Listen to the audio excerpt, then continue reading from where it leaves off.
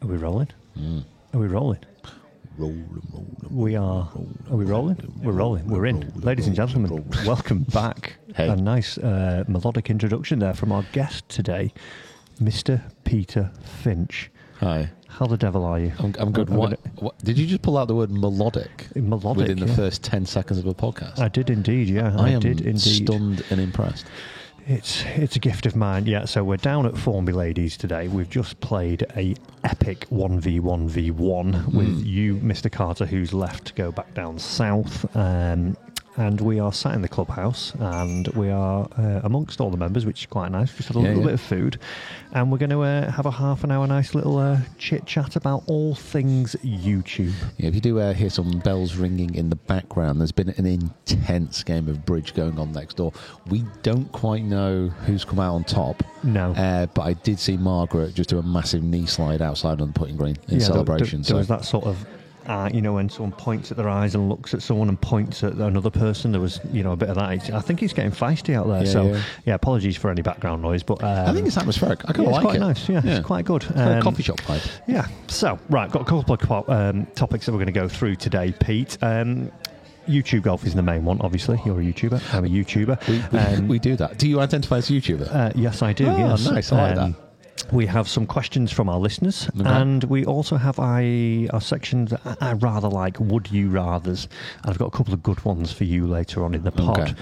But getting into the YouTube, everyone knows, what you do, your channel and everything, and that, and looking from, a friend of yours, and also like you're an inspiration, and also as a golf coach, I think.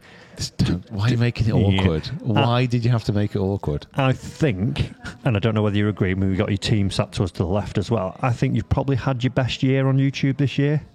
Would you agree with that? Yeah, definitely. I think at the start of November, in the middle of November. Last month? Last week? Where are we? In the middle of November, we'd already surpassed all our numbers from last year. Oh, right, okay. So we effectively had a month and a half to build up another target to next year, yeah. So, but it was interesting actually, because it's been a year where we've reduced the amount of videos that we've made. Yeah. Which kind of in my head is like, well, if we reduce the amount of videos, maybe we're going to get less views. But actually, it's not worked out that way. It's been great. Obviously, done the podcast. We've done the Swing Quest Coaching channel as well, and everything has had like a record year. Wow. Swing Quest and Rough Cut, the podcast, that's a little bit different, because we've not really had a proper bank to build on.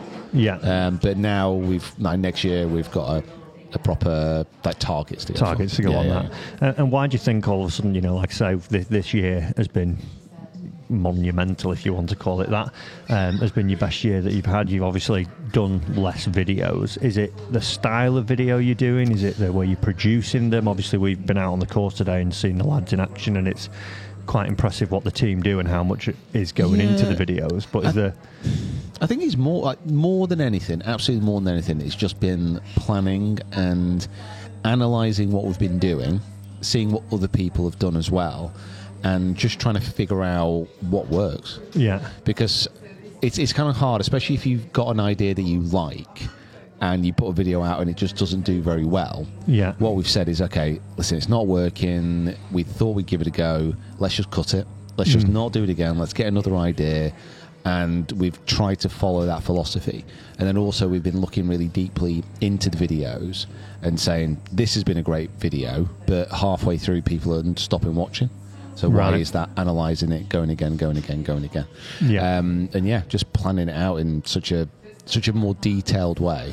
Well, say I have, the guys have been doing most of it. Yeah. You just turn up the pretty face on camera. Yeah. I'm also known as the talent in the industry. the talent is annoyed. Don't look the talent directly in the eye. He will get mad. You need to pass me notes if you want to communicate. Brilliant. And is there... Don't look at him. Yeah, it is interesting, because I think, the whole... that cutting down on the videos, especially, it was, in the past, it was just like quantity as well. Yeah. I definitely think, from yours, I would say the Brian Bros, Grant, and a few others are making, real high-end content now. It's not just I think the game has totally upped in terms of course vlogs. They've got a lot more high-end producing, but I think, the way yours are going, they're probably in the top 3 for me. Well, that's very nice of you to say. I think we've got a bit of a way to go yet. But overall, yeah, it's just, the thing is, the way we're looking at it is, let's say we did 5 videos a week, we did a daily vlog. Yeah. Which we know that looking around the rest of YouTube, that just doesn't work anymore. It's just no more Casey. No more Casey. There's no more Casey Neistat. Casey Neistat was the one who led the way. He was our messiah. But now it's just not the case. People don't have time to watch that many videos.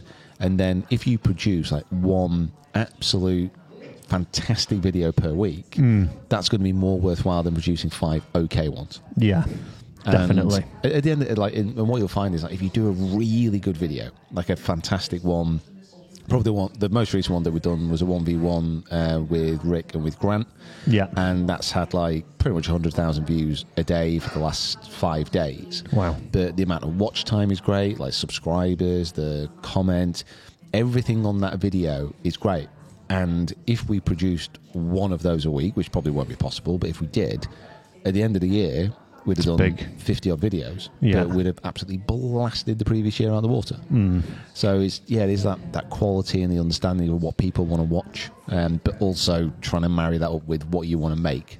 Yeah, that's the difficult thing. Yeah, and as well, like the collaboration side's massive, isn't it? We see, like the likes of Grant and the Bryan Bros teaming up constantly, and doing like their major cut things huge. But I think as well, like you say there, that planning into it. I think what's happening now, they're like productions now, aren't they? As where go back a couple of years, they may have felt a bit like a throwaway vid, like, oh, we'll just do that'll do. Yeah, that'll go. As where I think we're transitioning, or trying to get into your sort of mindset for next year and work towards things like that. But they're starting to feel like each video, right? Okay, before you go into it, you've sort of got an idea of what it's going to be, like roughly what the views are going to look like and what the whole production looks like, instead of let's stick the camera on and see what happens. I mean, we've tried to do this. We've tried to do this pretty much every video this year. We've not quite done it because it is hard. But if you can plan out a video and you know the title and you know the thumbnail before you even film it,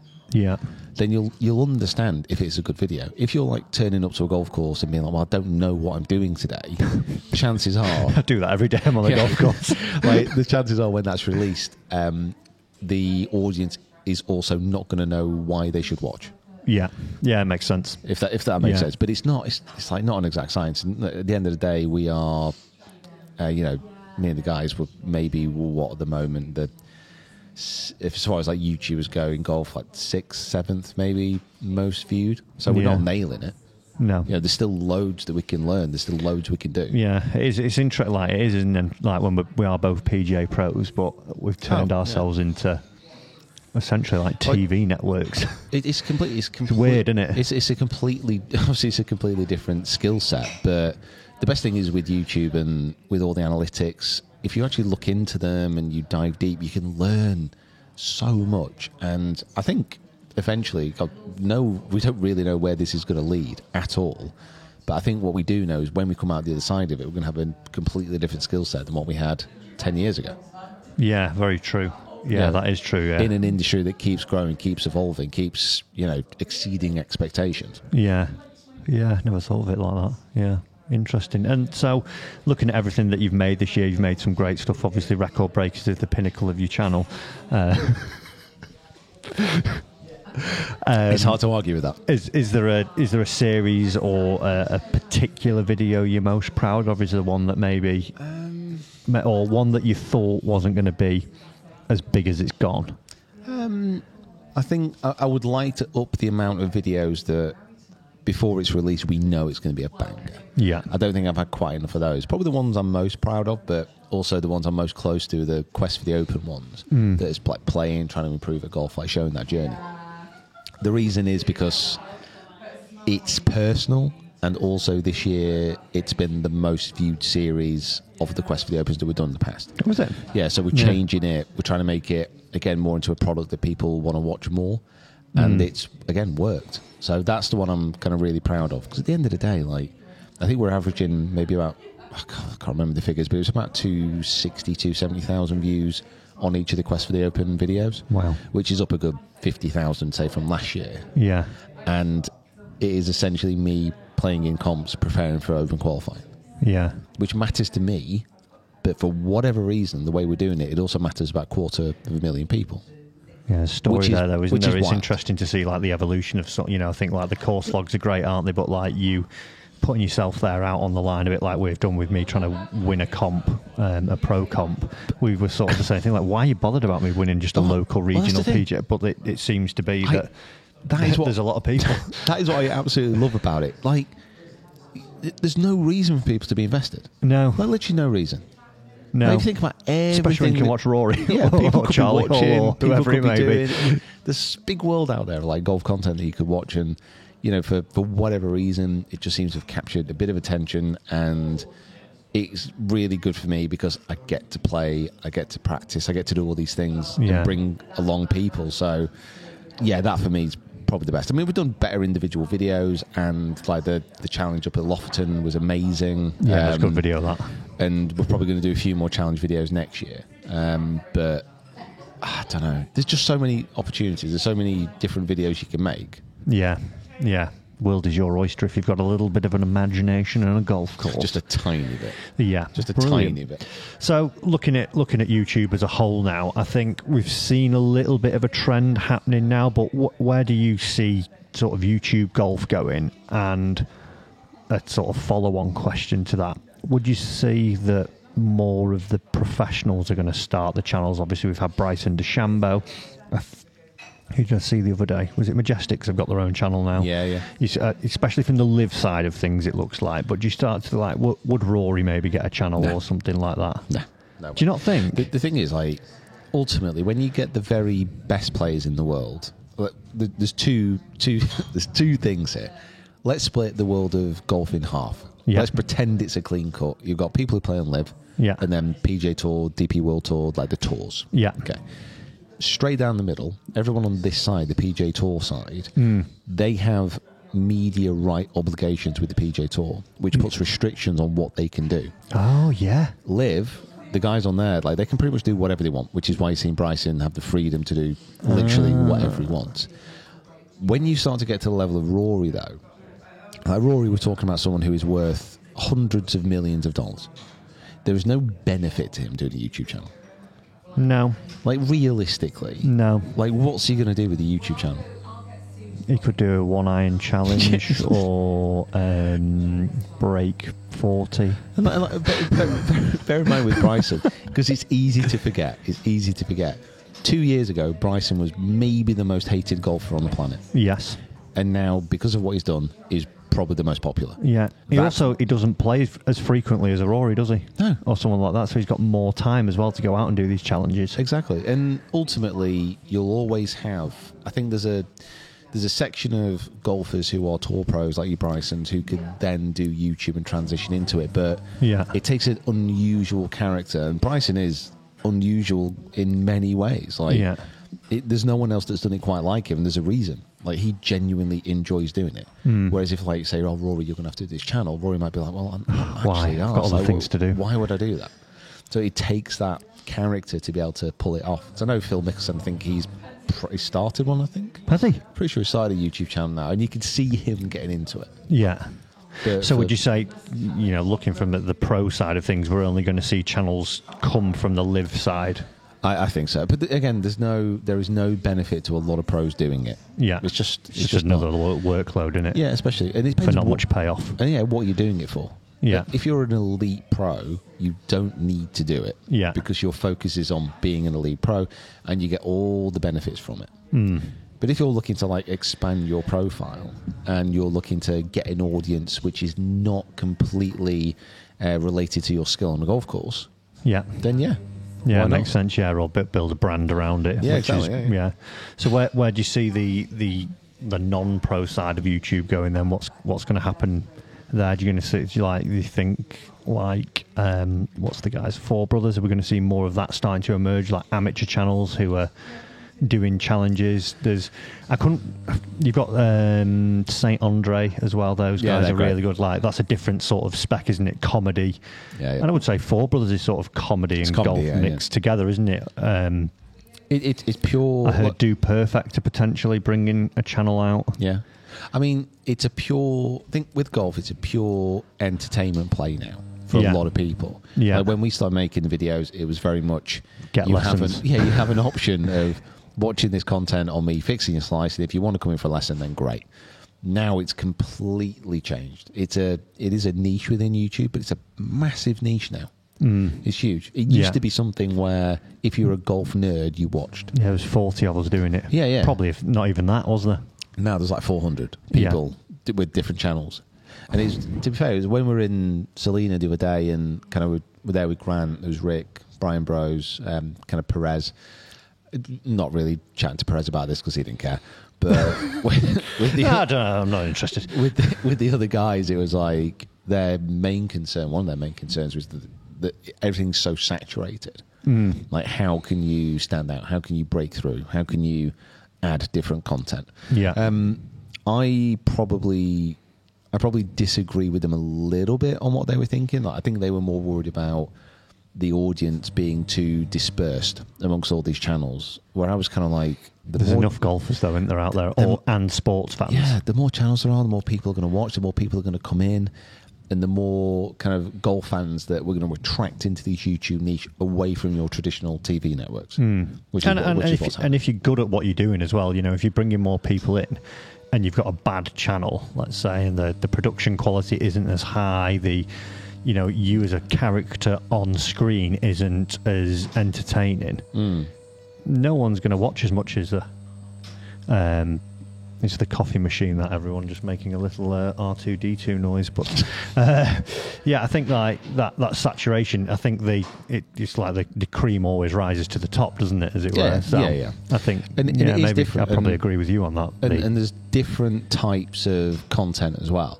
So, if we look at some of the series that we're making, so you're in the red say, people are going to watch that because they want to watch good golf. They want to see birdies being made. It's the wrong channel. They want to see a standard. Like if you watch, say, Big Wedge, for example, new channel with other kind of YouTubers who've transitioned into a golf space, people aren't watching that because they want to see good quality golf. They're watching that because they want to be entertained. Yeah. They're watching it because of the characters. Yeah. That's literally the loudest thing in the world. Oh, it's done now. It's a full cup. We're cleaning completed. We're okay. Wow. Sorry about that, everyone. But hey ho, definitely there is more niches and they've got a huge following as a previous Big Wedge, haven't they? So like, and I think that's what you'll see as well. Like, you get tour pros who are transitioning in. You see celebrities. You see other kind of YouTubers who move into the golfing space because ultimately, I mean, we do what so many people want to do. Yeah, we film, we play. We are involved within the industry of golf, which is fantastic. And there's so many people that want to do that. Yeah. Yeah, definitely. It's as simple as that. Yeah. Like, we've made a rod for our own back. And as well, probably we're like a voice of, not reason, but an influential voice, aren't you? Because we are coaches as well. So there's like that, I want the opinion of them as well, because looking at tech or looking at a swing issue, they're going to be able to advise me as where, Four Brothers, what do you think of this hybrid?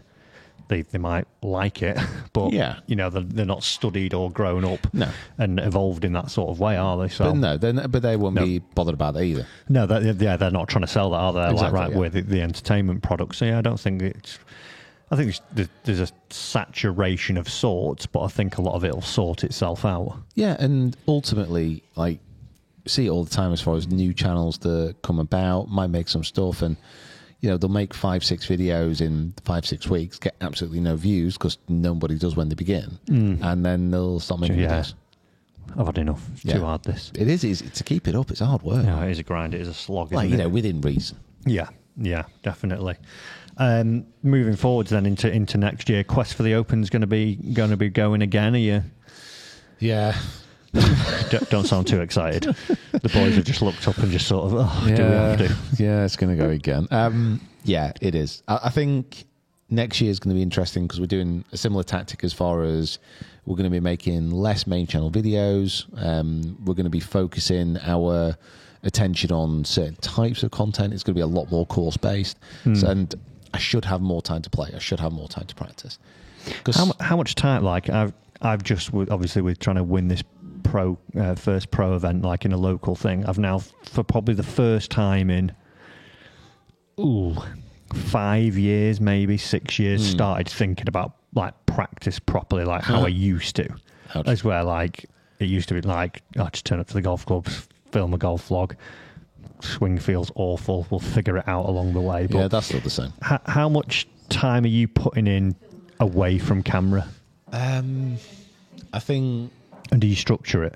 I tried to at the start of this year. It was okay. I think I maybe got like 10, 15 hours in, maybe an extra per week. But it's nowhere near enough. 10 to 15 hours of practice a week? Yeah, I'd say so. Wow. If you I've done count that this year. If you count into going out to play extra rounds and stuff like that. Right. So it's obviously going to take hitting balls, chipping, putting. Yeah. And then that slowly kind of faded away as the year gets busier, because that's the hard thing. As soon as it gets into the golfing season, it's like, oh, okay, now we've got to film, now we've got to travel, now we've got to do these things. Yeah. So, I'm relatively lucky, and I don't have, I've not got kids. Mrs. is really understanding as far as like travel and practice and all the rest of it. So I do have the opportunity to get out and do these things. Yeah. It's my own laziness that kind of stops. Wow, 10 to 15. Like I was like, if I can do 2 hours a week. Nah, a bit more. But that was at the start of the year when I had the opportunity. Yeah. And now I just need to make sure I keep it up throughout the year. That's put a little bit in perspective for Yeah. me. I think I And do might more. need to do a little pracky wacky a little bit more. But it's also like when we're talking about upping the levels of the videos, it's also with the Quest for the Open series, Yeah. it is based on me trying to improve, passing that information on. Yeah, So same. hopefully other people can improve as well. Yeah. So if I do that series and I don't put the effort in, there's no point in doing that series. So Yeah, very true. I Yeah. need to make sure that I try and improve. And it's Yeah. good. I do like the process. Yeah, to be fair, like from Deep what we down. do, yeah, like going for lessons, like I've had a couple of lessons now as where I probably maybe have one every 6 months. Yeah. And I'm actively looking for like other coaches, like, oh, I'll maybe look at these for short game, I might look at these for putting and that for long game, mental or whatever it may be, as well. I've not had those thoughts in 4 or 5 years. No. It's just like golf is the sort of thing we do, and I'll go and work at it on the course. So will you potentially go straight back to, where did you go, Hesketh? Well, for open qualifying? Yeah. I don't know. I had a really rough time there last year. So Rough. it was emotionally damaging. I don't know if I'll be able to go back there without getting very nervous on a few holes. So I just need to find a golf course which is really wide open. Just a field and... Because my strengths are I can swing at it hard, I can hit it a long way, and then if my wedges are on form, I can have a decent score. So that's what I need to focus on, not something tight and tricky and hard. Yeah. Interesting. Right. Well, best of luck. And, So if anyone's got any need to, suggestions over a bomb and gouge course I can get to. Yeah. I don't think there are any on the open qualifying So I can- rotor, unfortunately. So I could hopefully get through, then shoot 1992 in the final qualifying. That'd be great. Right. Well, Positive, best of luck. though. Yeah. Thank you. We're going to get into some questions now from our adoring fans on the old Grammage. And question time. Yeah, if you don't with follow Matt us on Pryor. Instagram, make sure you are following all the platforms and subscribing to the channels as well. But let's hit you with a couple of those. Matt and Pete versus Grant and Garrett. This comes from RC Haxton. Who wins? That's a clash of cultures right there, isn't it? Yeah. I would say, where's it been played? In America. Then, Formby Ladies. Say Formby Ladies. Formby Ladies, we will win. Yeah. Like I beat Lucas Herbert around here. Me. Did you? Yeah. Oh, Paul Lucas. The thing is though, like I told him before we went out, I said, don't bring your driver out. Nah. And he's like, no, mate. And he obviously was terrible, hit it in all the heather. So I would say if we played them in the UK, we would win. I think if we played them in the States, they would win. Right. Yeah. I think we just beat them anywhere. Me and you. If we met in the middle, Yeah. like Bermuda. Is there anywhere in the middle of us? Ireland? Probably the closest middle point with land. Oh yeah, is Bermuda in the Pacific? Yeah, I don't know. somewhere around there. Anyway, Yeah. okay, so that is us taking the win. Let's have a look. What have we got here? Mr. Mills, a YouTube Ryder Cup style tournament against America. I mean, yeah, great. Be good, But- wouldn't it? It's but just organisation, isn't it? It's just not. The problem is, it's not going to happen unless there is somebody with an incredibly large amount of money that can bring everyone together and who is like neutral. You need somebody like a MasterCard. Yeah. So somebody like that everybody uses. There's no like real negative connotations to it. Yeah. No one's like, as far as I'm aware, within this space, sponsored by Visa. Yeah. Like a competitor. There's no maestro athletes out there in the YouTube space. No. No. Not to Don't think memory so. now. So No. you need something like that, or like Big Pharma. Yeah, to help us. Yeah, Sort it all out. AstraZeneca, the AstraZeneca YouTube Ryder Cup. Wow. Right. Okay. That's there you go, AstraZeneca. If you are listening, here's us up. Who else isn't doing anything? Cambridge Analytica. I don't think they're doing anything now. No. I think they're not. We'll they're stay not, clear they're not of that. damaged good. Are they, Yeah. anymore? We'll stay. How clear about of that. Shell Oil? The Shell Oil Ryder Cup. Oh, that'd be fine, wouldn't it? Shell's Wonderful World of Golf. Bring Yeah. it back, but in a Shell's- YouTube format. Shell's Wonderful World of Oh, YouTube. there we go. We've cracked it. I'm sure it'll be absolutely fine. Like the waste management. Everyone likes waste management. Like, Yeah. get them to sponsor it. Yeah, defo. John Lido7 says, looking back at both your YouTube careers, is there anything you would change? Probably doing golf. Yeah, I'd review tech. Yeah, I think it'd just be straight into tech or food. Wouldn't mind. A couple of free iPhones. Yeah. Or God, what else could we do that's cool? You know what? Just gaming. You don't even have to leave the house. You can just play Minecraft and literally not leave the house. I do that. Yeah, I mean, it's so like if we I've think never played Minecraft, but yeah, I'm in. we could do that. Yeah. It's just moving blocks around or food, something to do with food. Yeah, Like, I could eat a lot. yeah, eat a lot of drinking channel. Be great. Yeah, we tour the pubs of the world. That'd just be class. Just go and sit in them like, all right. I mean, that would be Good that, pint. that'd be a legit Yeah, good good- video to make. good video. And we do Right. travel a lot as well. Yeah, right, okay. So Well, we're there's going to pubs be in in those locations Yeah. anyway. Rate the Guinness. How's that? Good, that one. Yeah, there's 6 people out who of 10. do that. It's just Guinness, Yeah, isn't there it? we go, though. Okay, 2 more for us. And this one is Record Breakers going stateside. Well, it's in a state. I think to be honest, because this is one of the things we were discussing, I think what seems to work with Record Breakers is obviously a good story about the record or just like an exceptional golf course that people kind of understand, they know. So, I mean, yeah, there's so many There's courses potential, out yeah. there, but it's what it is. And like traveling for it, I've obviously no issue with that. But yeah, we need to find those interesting stories. Yeah. Yeah, if there's And- any really wild sort of course records or stories of courses stateside, let us know and we'll have a look at those and maybe see what we can do. What, like Augusta? Augusta. Like, could we break the CR there? What is it? Where's the first tee? The CR. CR course record. I don't think anyone's ever called that before. They have The indeed. CR. Yeah. Where's the first team? What's the CR? Yeah. And they just go 6 6. under. Oh, just 6. Yeah, It's there you just go. 6. Doing it. Okay. Doing it. The now. CR. Yeah, okay. And final question comes from Colin Wallace. What Hi, part Colin. of each other's games do you admire? I'm going to add a bit / would you change? I mean, you're putting for a start. That's straight up. Yeah. Everything else is awful. So probably just putting. Okay. Yeah, the rest of your game does make me physically ill at times. But when you get on the green, Oh, wow. it's unstoppable. Right. It's just the way that you slap it. Oh, That's the main issue. It's your shocking lack of club head speed through the ball that actually makes me question whether Minecraft would have been a better choice. right. It's not that it's slow, it's that it's that slow. I could have a toilet break in between your downswing and your backswing. And not on number 1. Okay. Your chipping's all right, though. Cheers. Yeah. I guess I like your driver. And to be honest, that's the only thing I keep in my game as well. So yeah. Rest of it's at toilet. times. Yeah, I would say probably I would take a little bit of your driver. Just a little bit. Yeah. Just a tiny Bit of speed from it, that would be it. Yeah. Direction, it's a bit pap sometimes. Yeah. Irons, Showed meh. up today. Yeah, Irons meh. very meh. Yeah. Wedges you generally okay. As long as the ground's Putting, firm, yeah. I'm great. Putting is so incredibly streaky at the moment. It's Yeah, there's too many grip changes, too many putter changes, too many just the problem is lifestyle changes. the problem and is I do it all in one round as well. Yeah, yeah.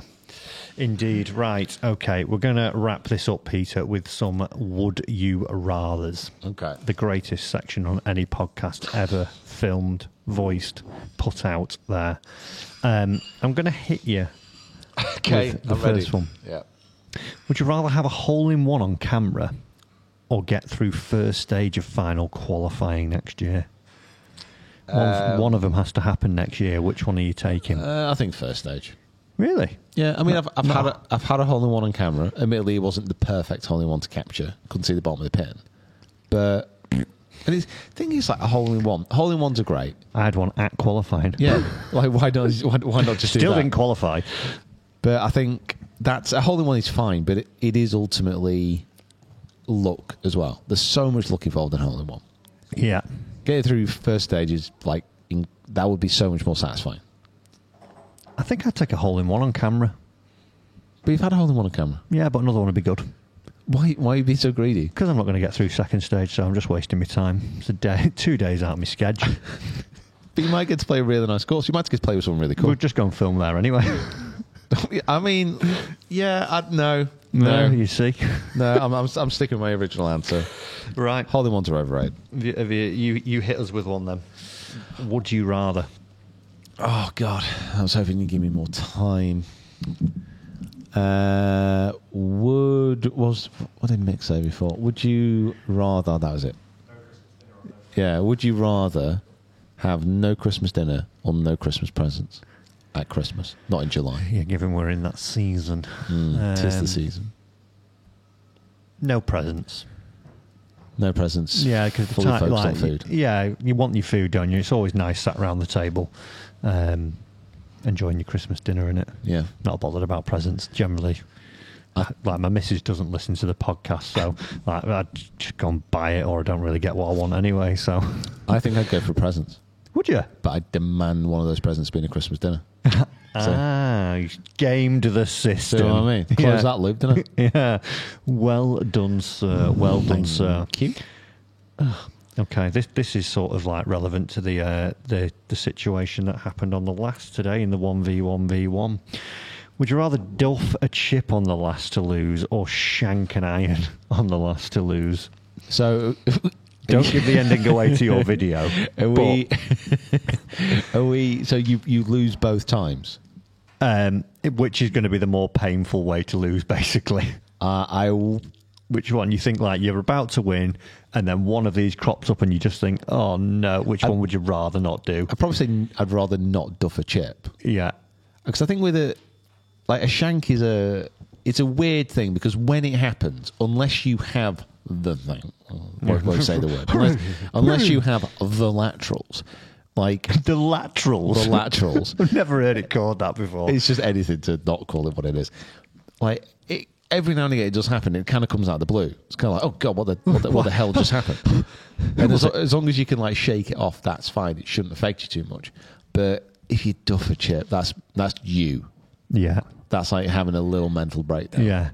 The one I can think of that springs to mind, and like his career did falter after it, Hunter Mayan at the Ryder Cup. Remember it, 17th. He was on that slight upslope, and he just went like... It was Celtic manner as well, wasn't it? Like, it was always going to happen. Yeah. And that literally... And then he was crying in the press conference afterwards, and then he pretty much went on to Corn Ferry Tour, and he's not been, that much in the media. Seen him since? He's like it would just be devastating, wouldn't it? It's just the one thing. Like, things like that do stick with you. If you think about players like Poulter, though, that's what I mean. Like players like Poulter, he's had a shank in like every tournament he's ever played in. But he still comes back. His swing lends itself to it, though, doesn't it? Rahm shanks it all the time. Yeah, he has quite a few Lucy Lockets, doesn't he? Laterals. He has a few laterals. We shouldn't have said the S word so many times. Yeah. Oh gosh, right. Hit us with one more. Golfing related, not Christmas. If you could have anyone on the channel to film with, who would it be? Doesn't It's have not to be. really a would you rather, but Oh, right, okay. Would you rather have on your channel to film? Oh, I'm going to cause you so much controversy. Would you rather have on your channel to film Donald Trump or Barack Obama?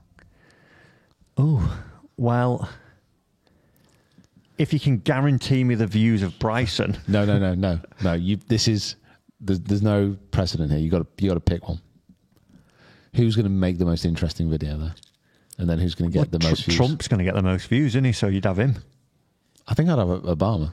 I would actually like to play golf with Obama. Actually, do you know when we were at Trafford, my dream four ball when you remember we had your coaching profile was Oh my god! Back in the day. Yeah. Oh, I wonder if still got a picture of that. I'll have a somewhere. picture somewhere. Oh. Mine was, I think it was Tiger Woods, Casey Neistat, Barack Obama.